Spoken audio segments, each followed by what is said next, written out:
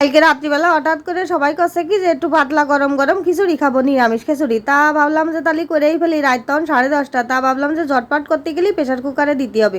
তাই প্রেশার কুকারে একদম নিরামিষ খিচুড়ি কিরাম করে রান্নলাম সেটাই আপনাদের সাথে শেয়ার করতেছি। নমস্কার, সবাই কিরাম আছেন? আশা করি সবাই ভালো আছেন। তাই এই যে প্রেশার কুকারের মধ্যে তেল দিয়ে দিছি, তেল কিন্তু গরম হয়ে গেছে।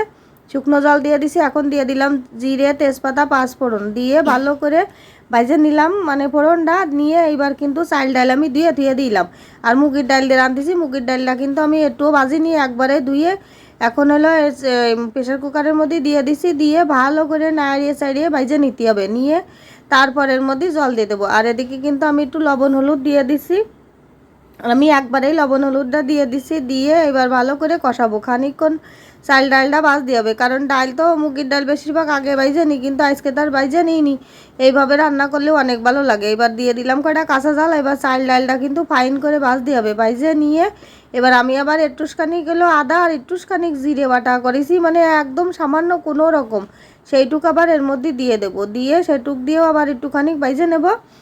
নিলি পরে তারপরে এখন এই যে জল ঢেলে দেবো। আর প্রেশার কুকারে তো একটু পাতলা খিচুড়ি রাঁধবো। চাল কিন্তু অল্প কয়টা দিছি, মানে চাল দিছি 1 গিলাস আর ডাল দিছি 1 গিলাসের একটুখানি কম।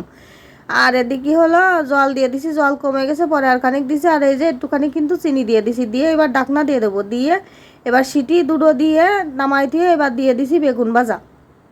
এখন বেগুন ভাজা উল্টোই পাল্টাই দেবো। আর বেগুন ভাজায় কিন্তু আমি সামান্য একটুখানি চিনি, লবণ, হলুদ দিয়ে আধা ঘন্টা মতো মাখাই তুললাম। মাখাই তুলি পরে বেগুন ভাজায় তেল টানে কম, আর তেল কম লাগে বাস দি।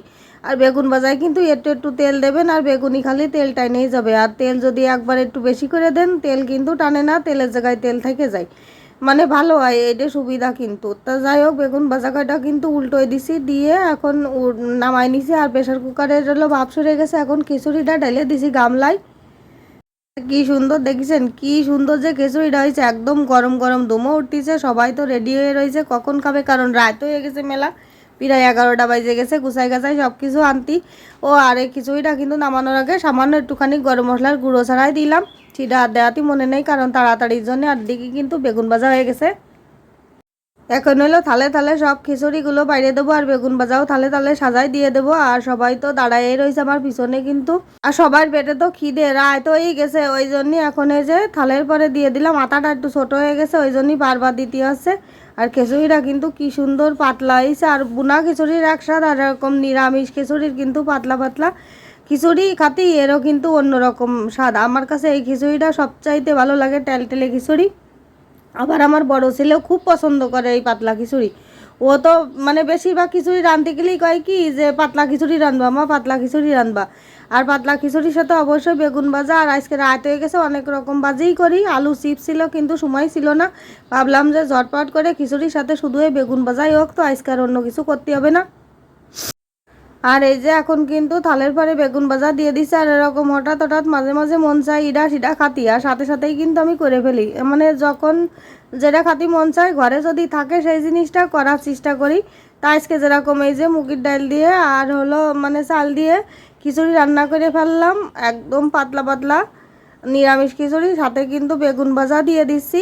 আর আমার এই ভিডিওটা যদি আপনাদের কাছে ভালো লেগে থাকে তাহলে অবশ্যই লাইক, কমেন্ট, শেয়ার করবেন, সাবস্ক্রাইব করবেন। আর এদিকে কিন্তু সবাই খাওয়ার জন্য রেডি হয়ে গেছে, সব কাছে যে থাক আর ভিডিও করার দরকার নেই। যাই হোক, আমি এবার চলে যাচ্ছি, টাটা।